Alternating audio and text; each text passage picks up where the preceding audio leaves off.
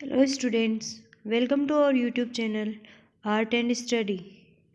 So students, आज मैं आपके लिए लेके आई हूँ वर्ल्ड ज्योग्राफी से टॉपिक अक्षांश और देशांतर रेखाएं, जो कि एक बहुत ही इम्पोर्टेंट टॉपिक है।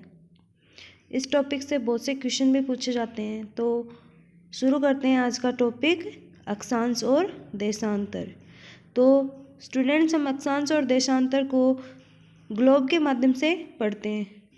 तो ये जो डायग्राम है वो ग्लोब का है, तो जिसमें हम देख रहे हैं कि जो तिरछी रेखाएं होती हैं, यानी कि जो आड़ी रेखाएं होती हैं, वो तो कहलाती हैं अक्षांश रेखाएं, और जो खड़ी रेखाएं होती हैं वो कहलाती हैं देशांतर रेखाएं। तो शुरू करते हैं आज का टॉपिक। तो हम देख रहे हैं अक्षांश और देशांतर रेखाओं के बारे में। पृथ्वी हमारे सौरमंडल का एक सदस्य है, जिसका भौगोलिक अध्ययन हम इसके एक नमूने से करते हैं, जिसे हम क्या कहते हैं, ग्लोब। तो ग्लोब के माध्यम से हम क्या करेंगे, अक्षांश और देशांतर रेखाओं के बारे में स्टडी। तो जो अक्षांश रेखाएं होती हैं उनको लेटीट्यूड बोलते हैं, और जो देशांतर रेखाएं होती हैं उनको क्या कहते हैं, लॉन्गिट्यूड कहते हैं। और जो अक्षांश और देशांतर रेखाएं होती हैं वो क्या, काल्पनिक रेखाएं कहलाती हैं, जो कि ग्लोब पर अंकित की हुई हैं। अब हम देखते हैं ग्लोब को किस प्रकार से डिवाइड किया गया है।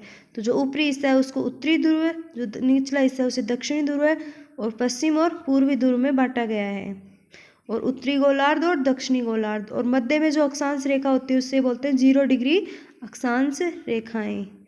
तो पश्चिम से पूर्व की ओर खींची गई सभी काल्पनिक रेखाएं अक्षांश रेखाएं कहलाती हैं, और पृथ्वी के बीचों बीच 0 डिग्री अक्षांश रेखा होती है, जिसे हम क्या कहते हैं, भूमध्य रेखा या विषुवत रेखा कहते हैं। ये पृथ्वी को 2 बराबर भागों में विभाजित करती है। तो जो 0 डिग्री अक्षांश रेखा होती है वो पृथ्वी को 2 बराबर भागों में विभाजित करती है। तो ये थी अक्षांश रेखाएं। अब हम देखते हैं कि जो भूमध्य रेखा है 0 डिग्री अक्षांश रेखा है कि उत्तर और दक्षिण में 1 डिग्री के अंतराल पे 90 अक्षांश रेखाएं स्थित होती है। किसी भी स्थिति में 90 डिग्री से ज़्यादा अक्षांश नहीं हो सकते। किसी भी स्थिति में 90 डिग्री से ज़्यादा अक्षांश नहीं हो सकते। ग्लोब पर सभी अक्षांश रेखाएं एक दूसरे के समानांतर होती हैं, और 2 अक्षांशों के बीच में 111 किलोमीटर की दूरी होती है। तो ये था अक्षांश रेखाओं के बारे में।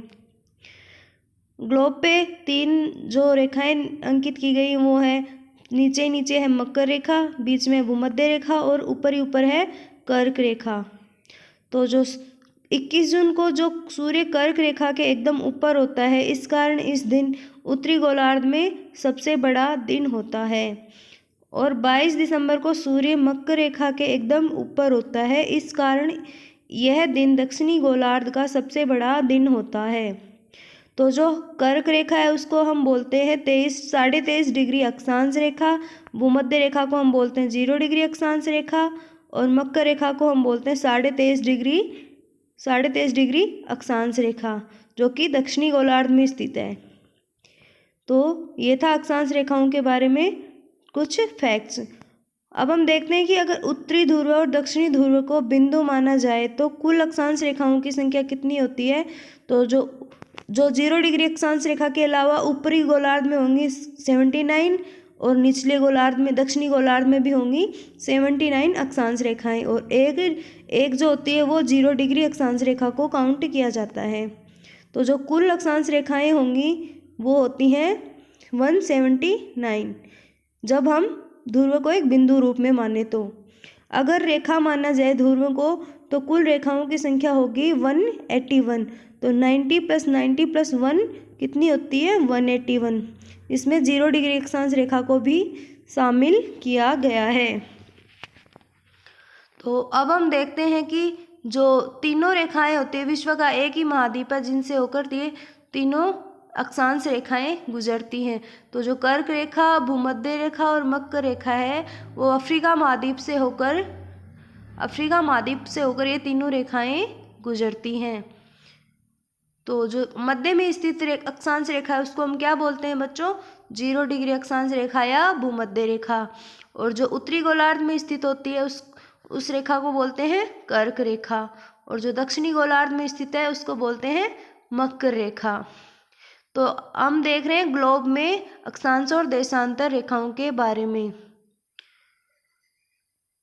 तो हमने पीछे वाले डायग्राम में ध्यान दिया कि अफ्रीका एकमात्र ऐसा महाद्वीप है जिसमें से कर्क रेखा, मकर रेखा और भूमध्य रेखाएं तीनों गुजरती हैं। तो जो अक्षांश और देशांतर रेखाएं हैं उनको अगर हम ग्लोब को सामने रख के देखेंगे तो हम अच्छी प्रकार से समझ सकेंगे, जो कि स्थिति और समय को निर्धारित करती हैं ये रेखाएं, और बहुत ही इम्पोर्टेंट है ज्योग्राफिकल टॉपिक्स को समझने के लिए। और इस टॉपिक से इम्पोर्टेंट क्वेश्चंस भी पूछे जाते हैं हर प्रकार की कंपटीशन एग्जाम में, और ये स्कूल स्टूडेंट्स के लिए भी उतना ही इम्पोर्टेंट टॉपिक है। तो स्टूडेंट्स, हम देख रहे हैं अक्षांश और देशांतर रेखाओं के बारे में। तो अब हम देखेंगे कि देशांतर रेखाओं के बारे में, जिनको बोलते हैं लॉन्गिट्यूड लाइंस। उत्तरी ध्रुव और दक्षिणी ध्रुव को मिलाने वाली काल्पनिक रेखा को देशांतर रेखा कहा जाता है। ध्रुवों से भूमध्य रेखा की ओर जाने पर देशांतर रेखाओं के बीच दूरी बढ़ती जाती है, और भूमध्य रेखा से ध्रुवों की ओर जाने पर देशांतर रेखाओं के बीच की दूरी घटती जाती है। देशांतर रेखाएं समांतर नहीं होती, और दो देशांतर रेखाओं के बीच सबसे अधिक दूरी भूमध्य रेखा पर होती है, जो दूरी कितनी होती है? 111.3 किलोमीटर। तो ये देखा हमने देशांतर रेखाओं के बारे में, जो कि ग्लोब पर अंकित की गई खड़ी रेखाएं हैं, खड़ी और काल्पनिक रेखाएं हैं, जिनको हम देशांतर रेखा या लॉन्गिट्यूड लाइंस कहते हैं। तो अब हम देखते हैं कि जो 0 डिग्री देशांतर रेखा है वो ग्लोब में किस प्रकार से अवस्थित है। तो जो 0 डिग्री देशांतर रेखा है वो अल्जीरिया, गिनी की खाड़ी और अटलांटिक महासागर से गुजरती हुई दिखाई दे रही है। तो ये हमने देखा देशांतर रेखाओं के बारे में, और ये किन किन जगहों से ग्लोब में गुजर रही है? अल्जीरिया, गिनी की खाड़ी और अटलांटिक महासागर से। तो जो अक्षांश और देशांतर रेखाएं हैं वो काल्पनिक रूप से खींची गई रेखाएं हैं, जो कि जिनसे कि समय का निर्धारण किया जाता है। अब हम देखते हैं कि जो 0 डिग्री देशांतर रेखा है वो किन किन देशों से होकर गुजर रही है। तो सबसे पहले उत्तर में हम देख रहे हैं कि यूके, फ्रांस, स्पेन, अल्जीरिया, घाना, और नीचे है अंटार्कटिका से होकर गुजरती है कौन सी रेखा? 0 डिग्री देशांतर रेखा, जो कि एक काल्पनिक रेखा है।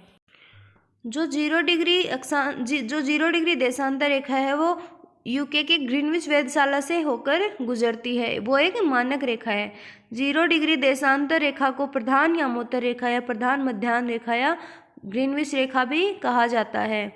इस 0 डिग्री देशांतर रेखा से पूर्व और पश्चिम की ओर हर 1 डिग्री के अंतराल में 180 देशांतर रेखाएं खींची गई हैं। तो कुल मिलाकर 360 देशांतर रेखाएं ग्लोब पर खींची हुई होती है। तो 0 डिग्री देशांतर और 180 डिग्री देशांतर रेखा एक दूसरे के विपरीत स्थित होती है। तो 0 डिग्री देशांतर और 180 डिग्री देशांतर रेखा एक दूसरे ग्लोब में किस प्रकार के से स्थित है? एक दूसरे के विपरीत। और अक्षांश, इस देशांतर रेखा को हम और अन्य किन नामों से जानते हैं? 0 डिग्री देशांतर रेखा, प्रधान यामोत्तर या प्रधान मध्याह्न रेखा के नाम से भी जाना जाता है। तो हम देशांतर रेखाओं की स्थिति को ग्लोब के माध्यम से समझ सकते हैं। मैंने बताया था कि जो अक्षांश और देशांतर रेखाएं होती है वो अंतर्राष्ट्रीय तिथि और समय रेखा का निर्धारण करती हैं। तो जो 0 डिग्री देशांतर रेखा का उपयोग है वो समय निर्धारण में किया जाता है, इसलिए 0 डिग्री देशांतर रेखा को अंतर्राष्ट्रीय समय रेखा भी कहा जाता है। और 180 डिग्री देशांतर रेखा का उपयोग तिथि निर्धारण में किया जाता है, इसलिए 180 डिग्री देशांतर रेखा को अंतर्राष्ट्रीय तिथि रेखा कहा जाता है। तो ध्यान से देखिए, जो 0 डिग्री देशांतर रेखा है उनको हम क्या बोलते हैं? 0 डिग्री देशांतर रेखा को बोलते हैं अंतर्राष्ट्रीय समय रेखा, और जो 180 डिग्री देशांतर रेखा है वो कहलाती है अंतर्राष्ट्रीय तिथि रेखा। तो हम देख रहे हैं ग्लोब में अक्षांश और देशांतर रेखाओं के बारे में। तो अब हम देखते हैं कि जो अंतर्राष्ट्रीय समय रेखा है, जिसको हम 0 डिग्री देशांतर रेखा कहते हैं, वो किस प्रकार से समय का निर्धारण करती है। 0 डिग्री देशांतर रेखा का समय यूनिवर्सल टाइम या ग्रीनविच टाइम कहलाता है। ग्रीनविच से पूर्व के स्थानों का समय और ग्रीनविच रेखा से समय से आगे होता है। यानी कि जो समय ग्रीनविच रेखा पर होता है तो ग्रीनविच रेखा से पूर्व के स्थानों में समय उनसे आगे होता है, और ग्रीनविच से पश्चिम के स्थानों का समय ग्रीनविच समय से पीछे होता है। तो जो 0 डिग्री देशांतर रेखा होती है वो उसके ग्लोब में हम देख रहे हैं कि पूर्व दिशा और पश्चिम दिशा दिखा रखी है। तो जो 0 डिग्री देशांतर रेखा होती है वो यूनिवर्सल टाइम लाइन होती है, और जिसको हम जो कि ग्रीनविच टाइम कहलाता है। अंतर्राष्ट्रीय तिथि रेखा के बारे में देखते हैं। 180 डिग्री देशांतर रेखा को हम अंतर्राष्ट्रीय तिथि रेखा कहते हैं, जो कि एक स्ट्रेट लाइन नहीं है, उसको काल्पनिक रूप से बनाया गया है, जो कि बेरिंग स्ट्रेट प्रशांत महासागर से होकर गुजरती है। 180 डिग्री देशांतर रेखा से पूर्व की ओर जाने पर एक दिन घटाना पड़ता है, जबकि पश्चिम की ओर जाने पर एक दिन बढ़ाना पड़ता है। अंतर्राष्ट्रीय तिथि रेखा बिल्कुल भी सीधी नहीं है। कुछ देशों के दिन और समय समान रखने के लिए इसे अपने स्थान से 4 बार मोड़ा गया है। तो वो 4 स्थान है बेरिंग स्ट्रेट, प्रशांत महासागर, और 4 बार मोड़ा गया। अंतर्राष्ट्रीय तिथि रेखा को प्रशांत महासागर से होकर खींचा गया है। इसके सबसे नज़दीक बेरिंग जलडमरू मध्य आता है।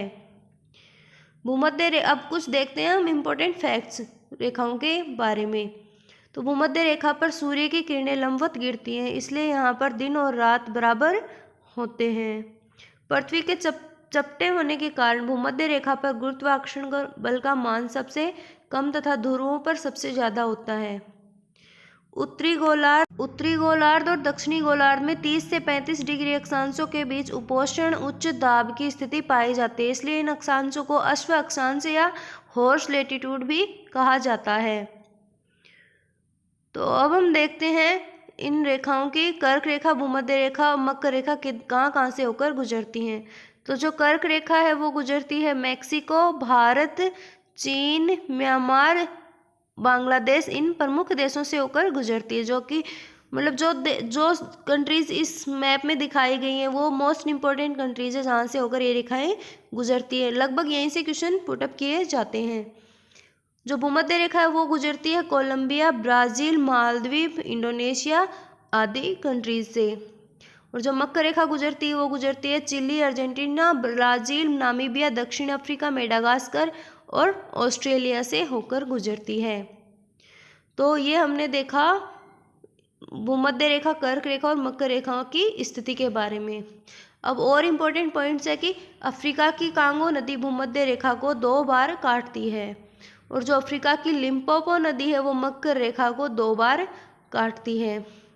तो स्टूडेंट्स ये था आज का टॉपिक, अक्षांश और देशांतर रेखाएं। आई होप कि ये आपको समझ में आया। So students, thanks for watching this video, और if you like my video so share, like and subscribe my channel. Thanks for watching.